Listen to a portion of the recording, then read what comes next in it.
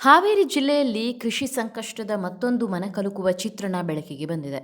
ಎತ್ತುಗಳ ಬೆಲೆ ಗಗನಕ್ಕೇರಿರುವುದು ಹಾಗೂ ಬಾಡಿಗೆ ಎತ್ತುಗಳ ವೆಚ್ಚ ಭರಿಸಲು ಸಾಧ್ಯವಾಗದ ಹಿನ್ನೆಲೆ ರೈತನೊಬ್ಬ ತನ್ನ ಮಕ್ಕಳನ್ನೇ ಜೋಡೆತ್ತುಗಳನ್ನಾಗಿ ಮಾಡಿ ಹೊಲದಲ್ಲಿ ಕೆಲಸ ಮಾಡಿಸುತ್ತಿರುವ ಘಟನೆ ರಾಣೆಬೆನ್ನೂರು ತಾಲೂಕಿನ ವೆಂಕಟಾಪುರ ತಾಂಡಾದಲ್ಲಿ ನಡೆದಿದೆ.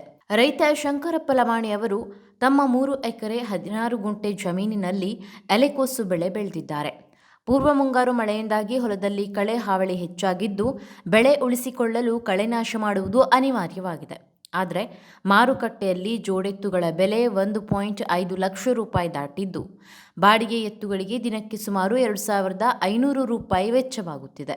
ಆರ್ಥಿಕ ಸಂಕಷ್ಟದಿಂದ ಎತ್ತುಗಳನ್ನು ಖರೀದಿಸಲು ಅಥವಾ ಬಾಡಿಗೆಗೆ ಪಡೆಯಲು ಸಾಧ್ಯವಾಗದ ಕಾರಣ ಶಂಕರಪ್ಪ ತಮ್ಮ ಮಕ್ಕಳಾದ ನಿಂಗರಾಜ್ ಮತ್ತು ಪ್ರವೀಣ್ ಅವರನ್ನು ಜೋಡೆತ್ತುಗಳಂತೆ ನೊಗಕ್ಕೆ ಕಟ್ಟಿ ಹೊಲದಲ್ಲಿ ಕಳೆ ತೆಗೆಯುವ ಕೆಲಸ ಮಾಡಿಸುತ್ತಿದ್ದಾರೆ. ತಂದೆ ಎಡೆಕುಂಟೆ ಹಿಡಿದರೆ ಮಕ್ಕಳು ಎತ್ತುಗಳಂತೆ ನೊಗ ಎಳೆದು ಕೃಷಿ ಕಾರ್ಯದಲ್ಲಿ ಕೈ ಜೋಡಿಸುತ್ತಿದ್ದಾರೆ.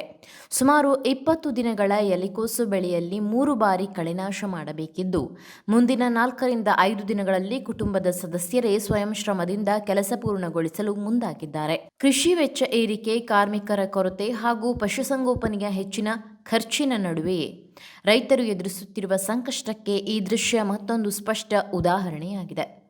ರೈತ ಕುಟುಂಬದ ಈ ಹೋರಾಟ ಇದೀಗ ಸ್ಥಳೀಯರ ಗಮನ ಸೆಳೆದಿದ್ದು ಕೃಷಿಕರ ಸಮಸ್ಯೆಗಳತ್ತ ಸರ್ಕಾರ ಗಮನ ಹರಿಸಬೇಕೆಂಬ ಒತ್ತಾಯ ಕೇಳಿಬರುತ್ತಿದೆ.